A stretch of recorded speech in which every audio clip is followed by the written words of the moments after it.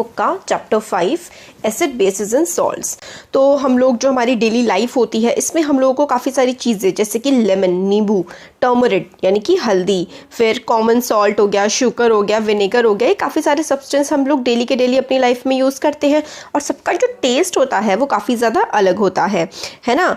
तो lemon juice कैसा होता है, खट्टा सा होता है। ऑरेंज जूस भी हल्का सा खट्टा, विनेगर भी हल्की खट्टी होती है, कर्ड खट्टी मीठी होती है, टर्मरिड यहाँ पे टर्मरिक था, टेमरिड था, अच्छा सॉरी, देखिए टर्मरिक जो है ना, टर्मरिक होती है हल्दी और टेमरिंड जो है ये इमली होती है। ठीक है, मैंने इसको टर्मरिक पढ़ रहा था पहले। तो इनका टेस्ट अलग अलग होता है। कुकुम्बर का कैसा होता है ना, हल्का मीठा मीठा सा होता है।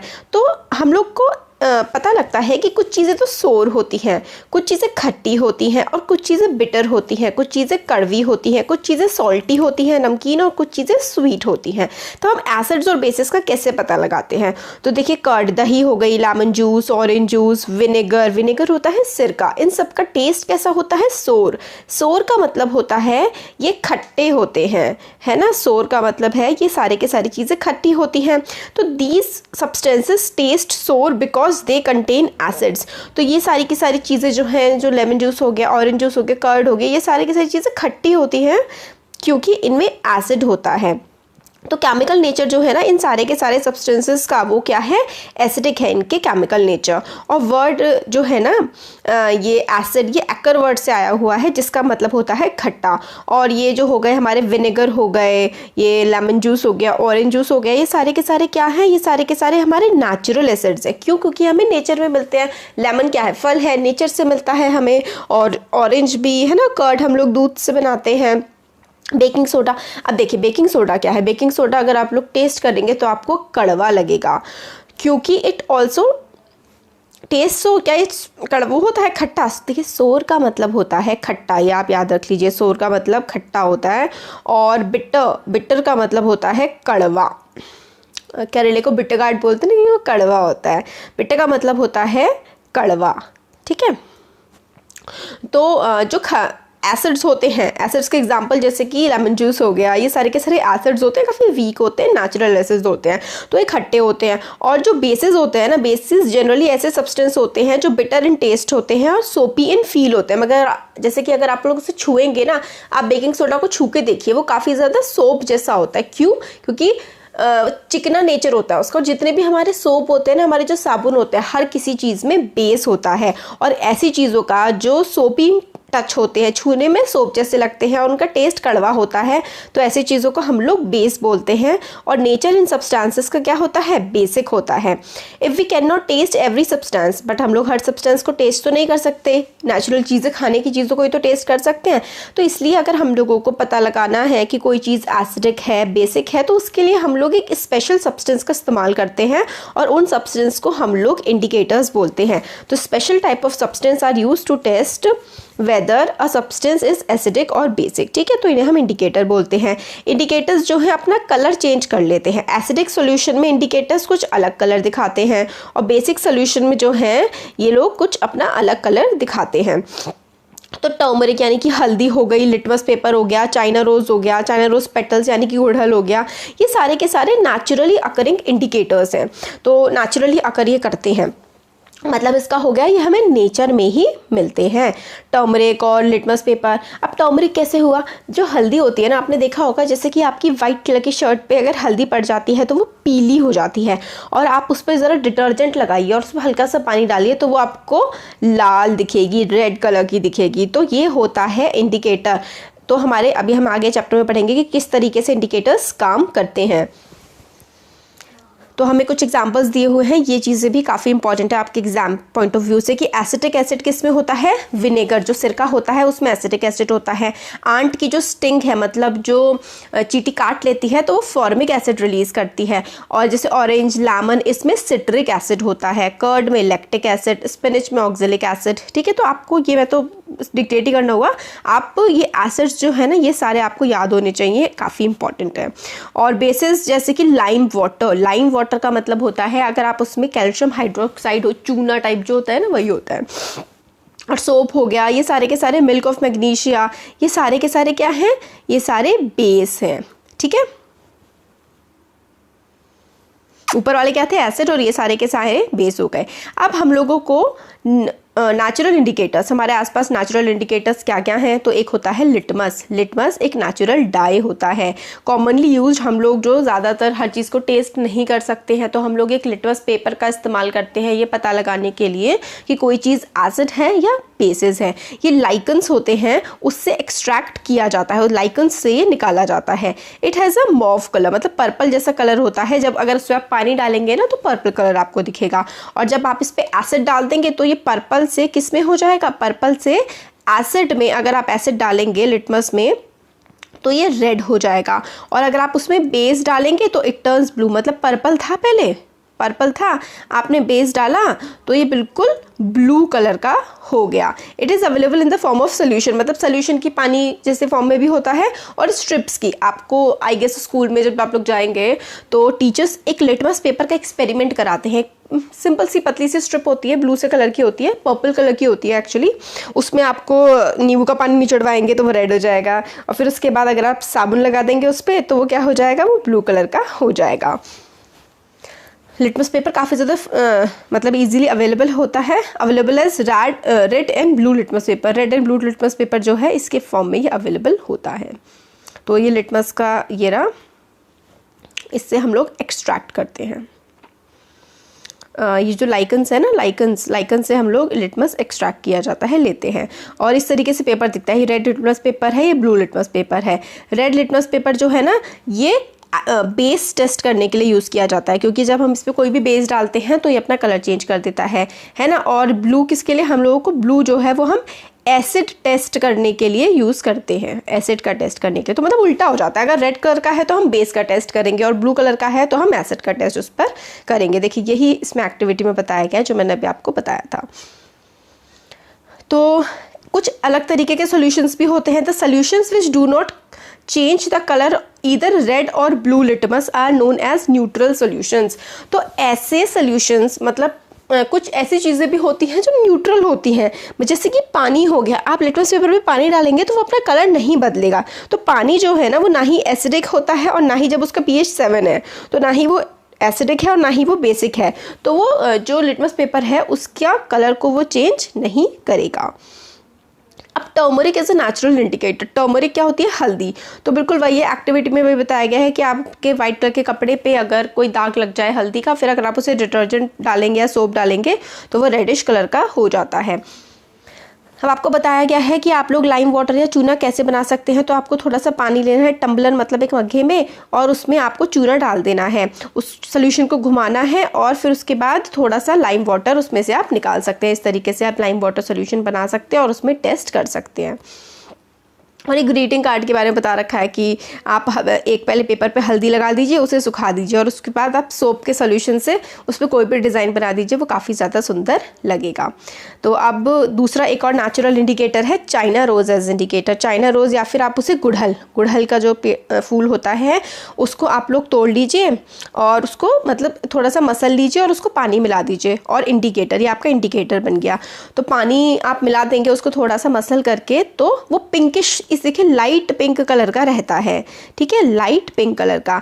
आप जब इसमें एसिड डालेंगे तो ये मैजेंटा कलर बन जाता है ना, एसिड डालेंगे तो। और अगर आप बेस डालेंगे तो ये ग्रीन कलर का बन जाता है। तो हमें पता लग जाता है कि कौन सी चीज़ एसिडिक है और कौन सी चीज़ बेसिक है। तो ये हम लोगों को इससे पता लग जाता है। तो वही है कि आप उसमें वार्म वाटर डालिए, मिक्सचर को थोड़ी देर के लिए ऐसे ही छोड़ दीजिए, फिर आप देखेंगे कि जो चाइना रोज़ है वो एसिडिक सोल्यूशन को मैजेंटा कलर में, डार्क पिंक कलर में चेंज कर देता है, और बेसिक सोल्यूशन को ग्रीन कलर में चेंज कर देता है। फिर वही है, फिर मतलब आपकी एक्टिविटी है इसमें हाइड्रोक्लोरिक एसिड। हाइड्रोक्लोरिक एसिड जो है वो क्या होता है, एसिड होता है, और फिर उसके बाद सल्फ्यूरिक एसिड हो गया, नाइट्रिक एसिड, एसिटिक एसिड, ये सारे के सारे एसिड्स होते हैं। इनका इफेक्ट क्या होगा लिटमस पेपर पे, लिटमस पेपर को क्या कर देंगे, इफेक्ट ऑन टर्मरिक पेपर और इफेक्ट ऑन चाइना रोज़। तो ये सारी की सारी एक्टिविटी आपको स्कूल में कराई जा सकती है मे बी। लिटमस पेपर क्योंकि ये एसिडिक है तो ये ब्लू लिटमस पेपर को रेड कर देगा, ये ब्लू लिटमस पेपर को रेड कर देगा। टर्मरिक के पेपर को एसिड क्या कर देगा, क्योंकि टर्मरिक तो खुद ही क्या होता है, एसिड होता है। तो हाइड्रोक्लोरिक एसिड टर्मरिक को कोई चेंज नहीं करेगा, क्योंकि एसिड एसिड पे चेंज नहीं डालता। चाइना रोज़ में क्या कर देगा, मजेंटा कर देगा। आई थिंक आपको ये समझ नहीं आया होगा कि टर्मरिक के पेपर को उसने क्या किया, सेम कलर का जैसे येलो था तो येलो का येलो ही क्यों रहने दिया, क्योंकि टर्मरिक खुद ही एक एसिड है, ठीक है। और अगर आप एसिड के ऊपर एसिड डालेंगे तो वो कलर चेंज नहीं करेगा, ठीक है।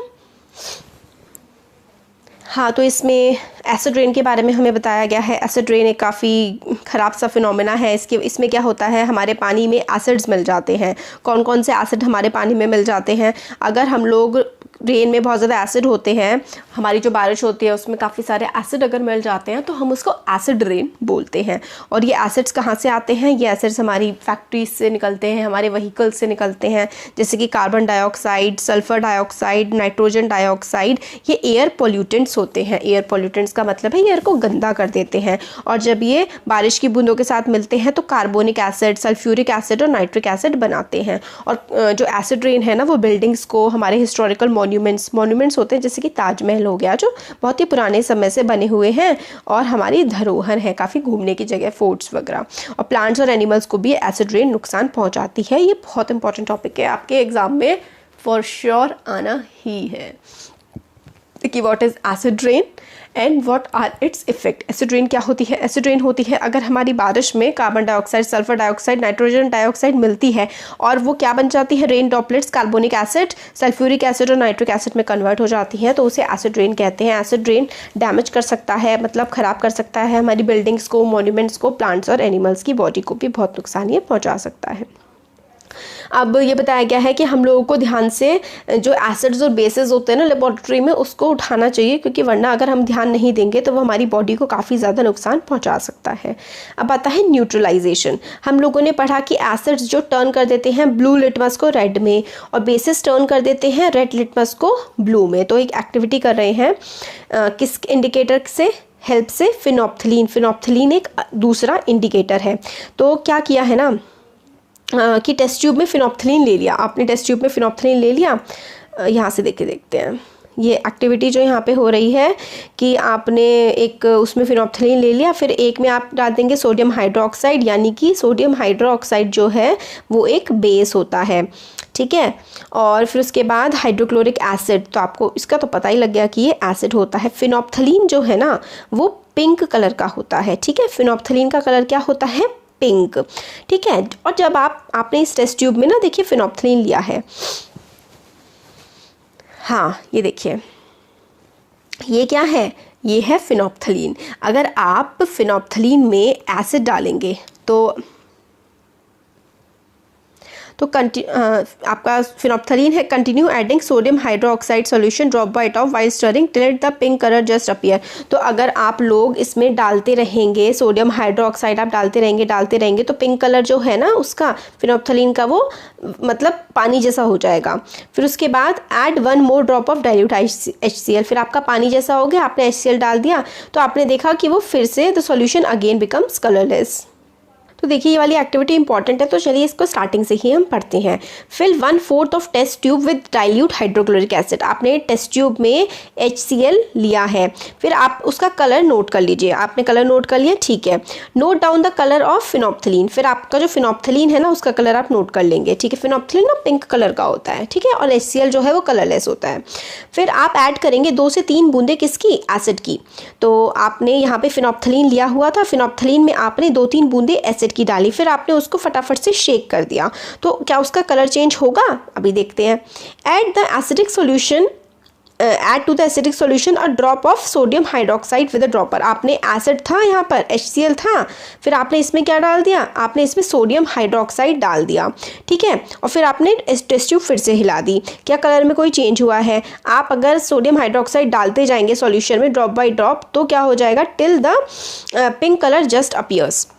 अब क्या हो रहा है इसमें, now add 1 more drop of dilute HCl। आपने फिर से एक और डाइल्यूट HCl डाल दिया, फिर आपने देखा कि सॉल्यूशन फिर से कलरलेस हो गया। तो इसमें देखिए हो क्या रहा है, इसमें ये हो रहा है कि सॉल्यूशन बिकम बेसिक। जब सॉल्यूशन बेसिक होता है तो फिनोप्थलीन पिंक कलर देता है। मतलब अगर ऐसा है, देखिए सिंपल भाषा में NaOH है, बेस है, ठीक है। अब बेस है और यहाँ पे हमारा फिनोप्थलीन है, ठीक ठीक है, फिनोप्थलीन है। अगर ये बेस था, यहाँ पर आपने फिनोप्थलीन की 2-3 बूंदें डाल दी ना, तो बेस क्या बन जाएगा, बेस पिंक कलर का हो जाएगा। ठीक है, आपने बेस डाला, ठीक है, बेस में आपने फिनोप्थलीन डाला तो क्या हो जाएगा, बेस पूरा का पूरा पिंक कलर का हो जाएगा। और अगर आपने एसिड में फिनोप्थलीन डाला तो नो चेंज, कोई चेंज होगा ही नहीं, वो ऐसा का ऐसा ही रहेगा। तो अगर आप बेस में फिनोप्थलीन डालते हैं तो वो पिंक हो जाता है, और अगर आप एसिड में डालते हैं तो वो रिमेन कलरलेस, वो कलरलेस ही रहता है।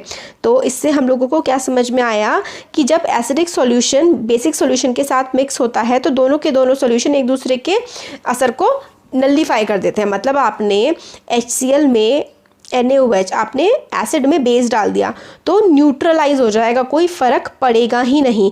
जब एसिड के सॉल्यूशन में बेसिक सॉल्यूशन डालेंगे तो both the nature acidic nature of the acid and the basic nature are destroyed. मतलब अगर आपने एसिड में बेस डाल दिया या फिर बेस में आपने एसिड डाल दिया तो दोनों क्या हो जाएंगे, ना ही वो सॉल्यूशन एसिड रहेगा और ना ही वो सॉल्यूशन बेस रहेगा। मतलब एसिड और बेस अगर हम साथ में मिला देते हैं ना तो अपने इफेक्ट को वो क्या कर देते हैं, ख़त्म कर देते हैं। ठीक है, और रिजल्टिंग सॉल्यूशन जो होगा वो ना ही एसिडिक होगा ना ही बेसिक होगा। इस तरीके के सॉल्यूशन को हम लोग न्यूट्रलाइज्ड सॉल्यूशन कहते हैं और प्रोसेस को न्यूट्रलाइजेशन बोलते हैं। और इसमें हीट इवॉल्व होती है, बस मतलब क्या होता है, न्यूट्रलाइजेशन रिएक्शन में हीट जो है ना वो इवॉल्व होती है, हीट निकलती है, सॉल्यूशन गर्म हो जाता है। न्यूट्रलाइजेशन जो रिएक्शन होती है ना उसमें एक सॉल्ट बनता है। मतलब एसिड प्लस बेस, एसिड और बेस जो होते हैं ना, ये देखिए यहाँ पे रिएक्शन है, एसिड और बेस जो है जब रिएक्ट करते हैं तो सॉल्ट और वाटर बन जाता है और हीट इवॉल्व हो जाती है। तो ये बहुत इंपॉर्टेंट है ये वाली चीज़। The reaction between an acid and base is known as neutralisation. तो एसिड और बेस के बीच में जो रिएक्शन होती है ना उसको हम लोग न्यूट्रलाइजेशन बोलते हैं। और प्रोड्यूस क्या करते हैं, ये वाटर और हीट प्रोड्यूस कर देते हैं। तो जैसे कि HCl और सोडियम हाइड्रोक्साइड है तो वो सोडियम क्लोराइड बना देंगे, यानी कि नमक, सॉल्ट बन जाएगा और वाटर रिलीज हो जाएगा। ठीक है, तो ये चीज़ भी बहुत इंपॉर्टेंट है कि acid plus base give salt and water. ठीक है, अब neutralisation in everyday life, daily की लाइफ में न्यूट्रलाइजेशन कहाँ कहाँ काम करता है।